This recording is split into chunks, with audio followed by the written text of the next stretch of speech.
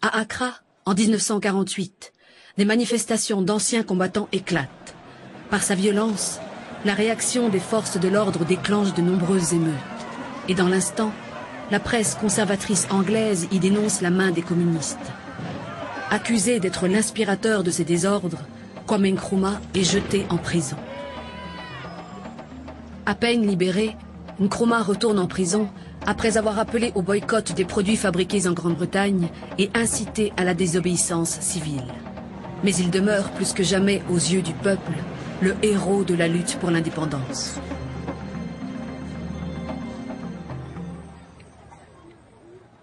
Alors que Nkrumah est toujours emprisonné, les Anglais sont contraints en 1951 d'organiser les premières élections législatives et démocratiques de leur empire africain. La participation massive de toutes les couches sociales assure à Nkrumah une victoire éclatante qui entraîne sa libération. Il se trouve alors à la tête du premier gouvernement autonome de l'Afrique noire. Il devient le premier de cette longue série de dirigeants africains sortis de prison pour accéder immédiatement au pouvoir suprême. L'indépendance n'est plus dès lors qu'une question de temps. Elle est proclamée le 7 mars 1957 à 0 heure.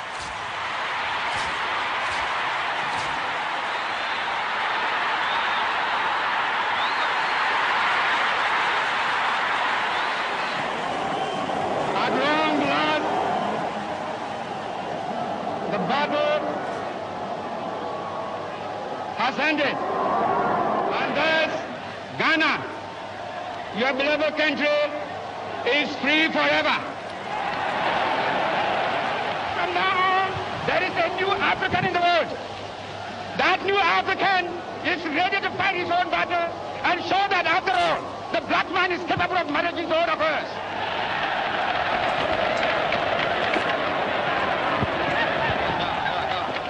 Now I want you all, those who have hats on, to take off your hats and let the band play our national anthem.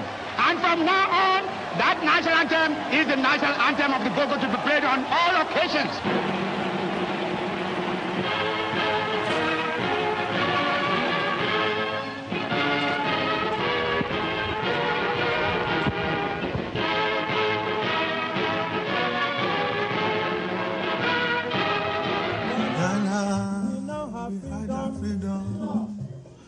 Ghana, land of freedom, toils of the brave and the sweat of the labor, toils of the brave which have brought results, toils of the brave and the sweat of the labor, toils of the brave which have brought results. Je suis né au moment où commençait la lutte pour l'indépendance. Quand on est écrivain, on s'intéresse de près au comportement humain, y compris dans le domaine politique, où les relations humaines jouent aussi.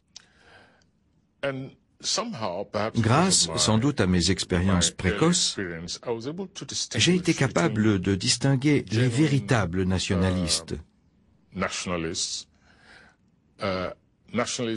ceux qui voulaient servir leur peuple, qui avaient une vision de ce que la société devrait être, de ceux qui se disaient nationalistes dans le seul but de prendre le pouvoir à la place de la puissance coloniale.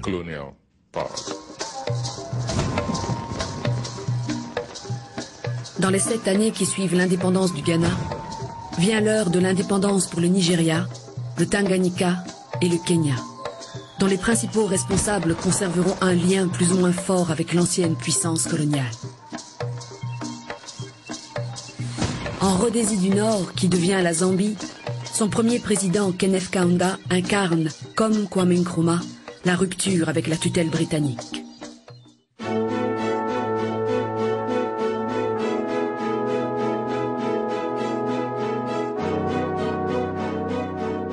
L'Afrique française n'échappe pas au mouvement général. Instruite par son échec en Indochine et par la nouvelle guerre de libération qu'elle affronte en Algérie, La 4e République veut anticiper le processus de décolonisation en Afrique.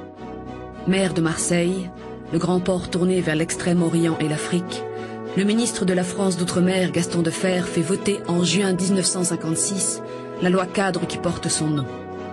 Elle prévoit que chaque colonie sera placée sous l'autorité d'un gouvernement bicéphale, un Français et un Africain.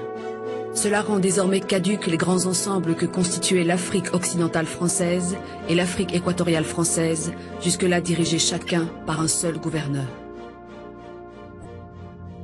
S'il est vrai qu'elle ouvre la voie de l'autonomie et du gouvernement responsable, cette loi est accusée d'avoir morcelé des territoires qui auparavant ne l'étaient pas. C'est la très controversée balkanisation de l'Afrique française.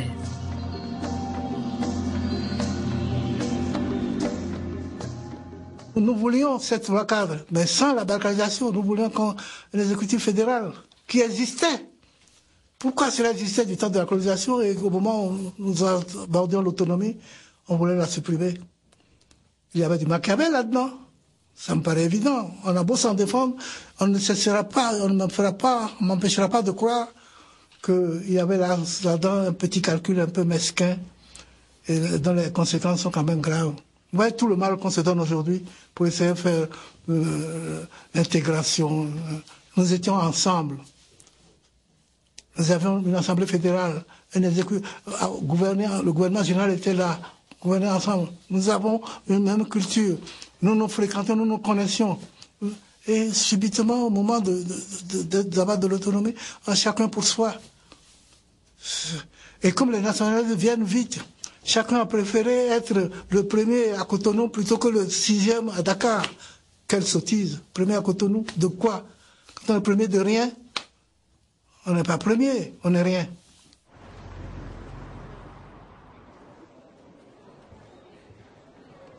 La nouvelle constitution que le général de Gaulle, revenu au pouvoir, veut faire adopter par référendum, prévoit la création d'une communauté regroupant la France et ses anciennes colonies, ces dernières étant érigées en républiques autonomes. Pour s'assurer que l'Afrique votera oui, de Gaulle entreprend un long voyage d'interrogation à la rencontre des masses et des dirigeants, avides d'informations sur leur avenir.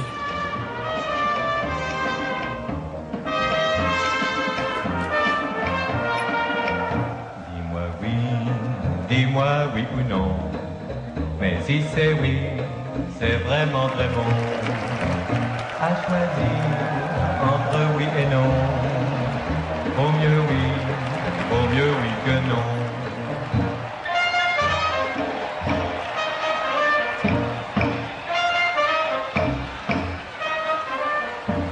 Oh dis-moi oui ou non, mais si c'est oui, vraiment c'est très bon.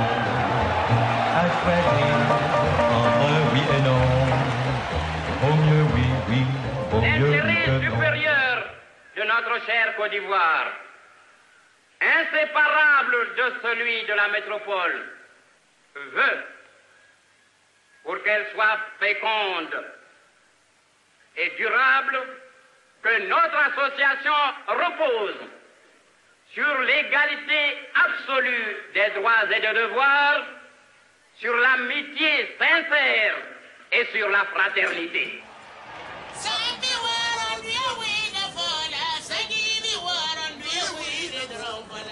Tout se passe très bien jusqu'à Conakry, capitale de la Guinée.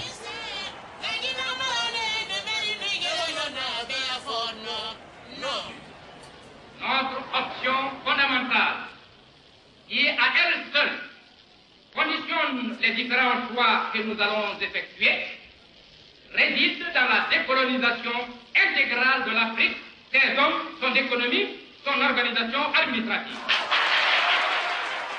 Nous disons non de manière catégorique à tout aménagement du régime colonial et à tout esprit paternaliste. C'est donc de fort méchante humeur que le général de Gaulle arrive à Dakar, dernière étape de sa tournée dans l'Afrique subsaharienne. Et là, autre mauvaise surprise, les deux principaux dirigeants du mouvement national, Léopold Sédar Senghor et Mamadou Dia, sont absents. Je m'étonne qu'on stigmatise l'absence de Senghor. Je le rappelle, Senghor n'avait aucune responsabilité exécutive. C'était certes le premier homme politique du Sénégal, mais il n'avait aucune responsabilité exécutive. C'est Mamadou Dia qui était en charge de l'exécutif. Mamadou Dia n'était pas là, pour des raisons que je n'ai jamais comprises, et c'est Valdiodio Ndiaye qui faisait son intérim du président du conseil de gouvernement, qui a reçu le général et qui a prononcé un discours très fort. La politique du Sénégal, clairement définie, s'est fixé 3 objectifs qui sont dans l'ordre où elle veut les atteindre: l'indépendance, l'unité africaine et la confédération. C'est dire, et nous ne devons pas nous le dissimuler, que ce que nous avons pu jusqu'ici savoir des avant-projets constitutionnels ne nous laisse pas sans inquiétude, ni même sans angoisse. Une inquiétude et une angoisse qui se manifestent bruyamment sur la future place de l'indépendance.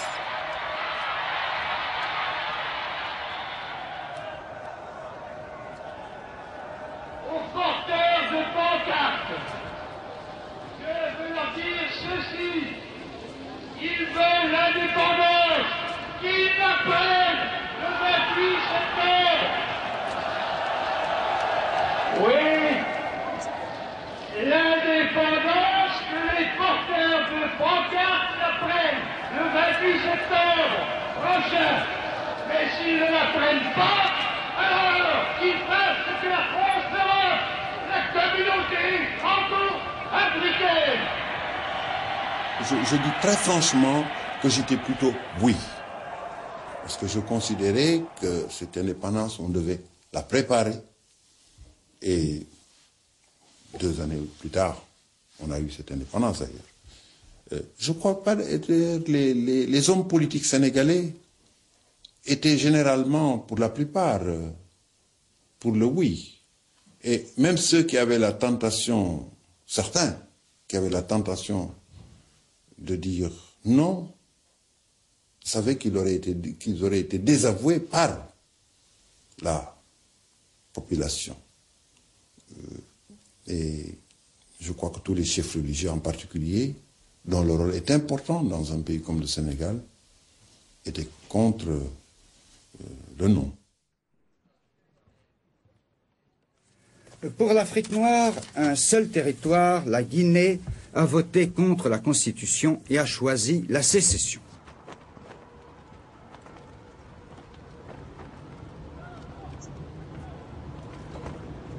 Les autres colonies françaises deviennent des républiques qui ne sont pas encore indépendantes.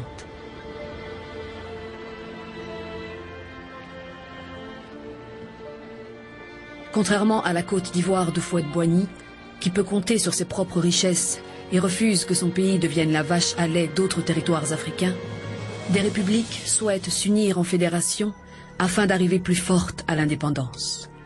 Ainsi, Barthélemy Boganda, promis à devenir président de l'Oubangui-Chari, avance un projet de république centrafricaine élargi à 4 pays. Lorsque Boganda a envoyé une délégation à Libreville pour préconiser, présenter la République centrafricaine, ils n'ont pas été autorisés à fouler du pied le sol gabonais. On leur a dit, restez dans l'avion et repartez, nous ne voulons pas de votre République centrafricaine. Vous voyez, ils étaient farouchement opposés. Et je le vois encore faire, nous voulons faire notre petit Gabon. Le geste, notre petit Gabon.